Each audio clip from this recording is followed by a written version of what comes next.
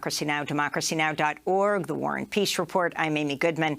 As Congress debates a $3.5 trillion bill to expand the nation's social safety net and to increase taxes on the rich, we look back at Occupy Wall Street, the movement, how it reshaped the national debate on economics and inequality.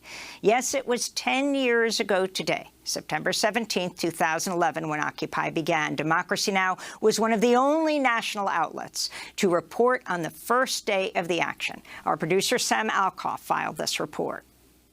On Saturday, thousands of protesters took to the streets of downtown Manhattan for what was described as an action to occupy Wall Street. Inspired by the popular uprisings of the Arab Spring and the European anti-austerity movements, Adbusters, a Vancouver-based culture-jamming magazine, put out a call for Saturday's protest on Wall Street in July. The goals were various, from limiting corporate contributions to political campaigns, to auditing the Federal Reserve, to challenging all of global capitalism. Protesters included 71-year-old Mary Ellen Marino of Princeton, New Jersey. I came because I'm upset with the fact that the bailout of Wall Street didn't help any of the people holding mortgages.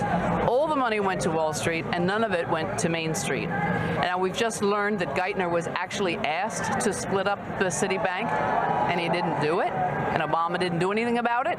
The plan wasn't simply for a one-day protest, but an ongoing and creative occupation of the financial district itself. Organizer Lorenzo Serna. The idea is to have an encampment. Like, this isn't a one-day event. Like, we're hoping that people come prepared to stay as long as they can, and then we're there to support each other. But on Saturday, after hundreds arrived, the NYPD shut Wall Street down itself, barricading activists off from Wall Street and forcing a move to the nearby Zuccotti Park. Despite sometimes tense standoffs with the police, hundreds slept in the park and have maintained that they will stay until their demands are met. 2 days later, Democracy Now! Interviewed the activist and anthropologist David Graeber, who's been credited with helping to coin Occupy's defining rallying call, "We are the 99%. He talked about how Occupy had been inspired by earlier protests in Europe. Well, what people are doing in Europe is essentially trying to reinvent democracy. The idea is that, all of the political parties have basically bankrupted themselves. They're all essentially bought and sold by the financial elite that's created this crisis.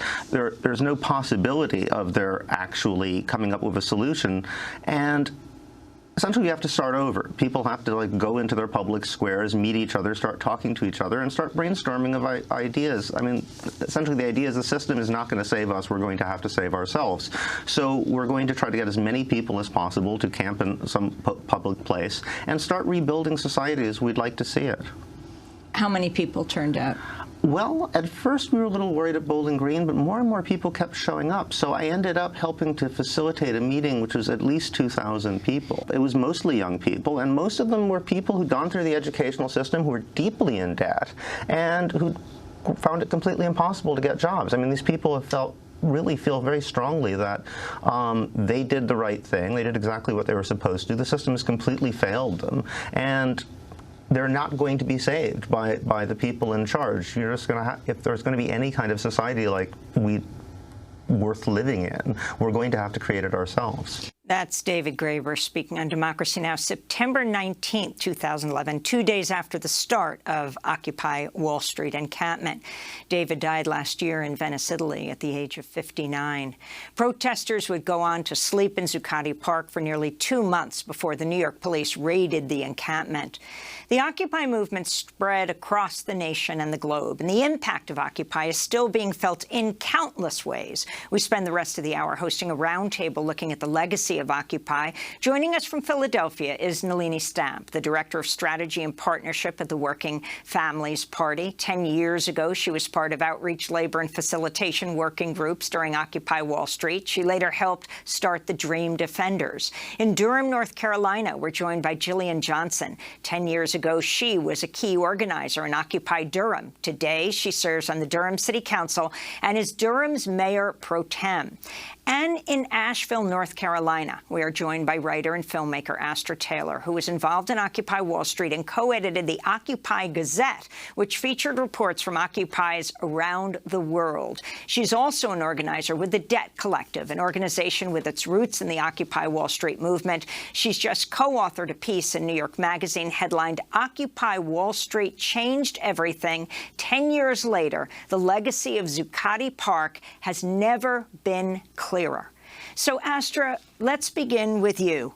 Talk about how it changed everything and how you see it has affected everything today. Well, to understand how Occupy changed everything, I think we have to remember what it was like before. Occupy sort of broke the spell. It was really hard to talk about class, talk about capitalism, talk about inequality. We were in the world of Reagan and Margaret Thatcher, where there was no alternative to the status quo. It was a kind of, bipartisan consensus around neoliberal capitalism. So, part of what created the conditions for the banking crisis was the repeal of Glass-Steagall, which was a Depression-era law, and that was repealed under the Clinton administration. Also, there was, the period after September 11th, 2001, it was very difficult to protest in New York City. Part of what made Occupy seem so improbable was that it was actually illegal to have unpermitted gatherings of more than 20 people. So there was just this, the left was very demoralized. The left was really fragmented and beaten down. And something changed in that year. And your reporter touched on this. People were watching these movements around the world, from the Arab Spring to the movement of the squares, the movement of the indignados in Spain and elsewhere. And people started to think, we've got to do something. Maybe we can actually protest and make a difference. And so that, that first day, 10 years ago today, I have to say it was, I went to Zuccotti Park, marched from Bowling Green up to Zuccotti Park. And, it was powerful, but not because there were so many people, not because there were thousands and thousands of people, but because it was a space where those of us who felt that things were wrong could come together and meet each other and talk and just, decide we had to express our discontent, had to express our outrage. And so that it was a major shift. And so 10 years later, I think we can see that Occupy kind of inaugurated this social movement renaissance. We've been in an age of defiant protest ever since Occupy Wall Street. The political landscape has really changed. People are now, we have not stopped talking about capitalism. We haven't stopped talking about class. We haven't stopped talking about debt. And, people have figured out how to challenge the political establishment. So I think it's had a tremendous legacy. And, its offshoots actually, we've never tallied them up. All over the country, Occupy sprouted different efforts, different initiatives, and changed lives. Let's go to Nalini Stamp in Philadelphia. You were you're now with Working Families Party, but then you were part of the outreach, labor, and facilitation working groups during Occupy Wall Street.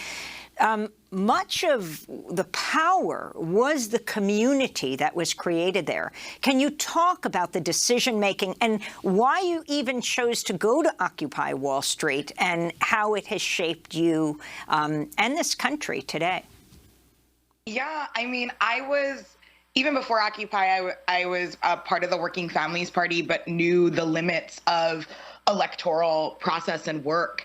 And I was very skeptical. I wasn't at Bowling Green. I came and rolled in when people were just at Zuccotti already.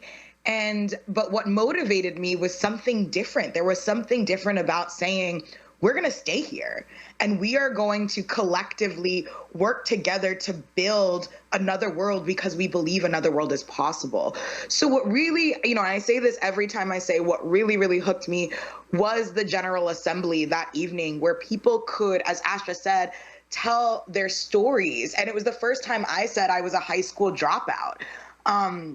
I hid it for years. Some people knew, but it was the first time I could say to a big crowd, I could not afford to go to college. I wasn't actually one of those people that went to college and came out with the economy. I couldn't even afford it then. And I remember just everybody together collectively up twinkling, because part of it was direct democracy. And that's, the decision making, the teams, the working groups, immediately when they said, here are different working groups and you should create more, I felt like I could take ownership of it. That evening, I was like, definitely outreach. I know how to organize. I didn't know about direct action or anything else. And I went to the outreach group. We said we were going to support we wanted to map out every single labor issue and labor dispute in the city of New York, or at least Manhattan, and that we would show up with our cardboard signs saying, you are the 99%. Labor unions are definitely a part of the 99%. And we did. We showed up at the Verizon building when CWA was, the communication workers were fighting against Verizon. We showed up at Sotheby's with the Teamsters. We showed up at so many different labor disputes. And it was something that, because of my background in building, electoral politics with labor, was heard and felt in the labor movement. And they started to open their doors to us so that we could have meetings in places like DC 37 and the communication workers that had offices nearby. And so that was it was really beautiful to be able for people to have ownership. And I think that was also what was radically different. It wasn't, we're going to tell you what to do. Those facilitators that first night, which included David, which included many of our friends, they were like, this is yours now. Just because we were the folks who were building it, this is yours now. And that revolutionized what movements have come since, where it is everybody's and people can take something and make it their own. So having those processes of general assemblies every evening, now there were problems that happened with that as well, but having direct democracy, coming up with guiding principles together, and being free to make decisions in our principles of working. So direct action can make the decisions of the opening and closing bell, labor can make decisions for this and that, and so on and so forth, was actually more inviting for people, because people could show up for a couple days and participate at a higher level than them showing up and being a body in an action. And that was what I think really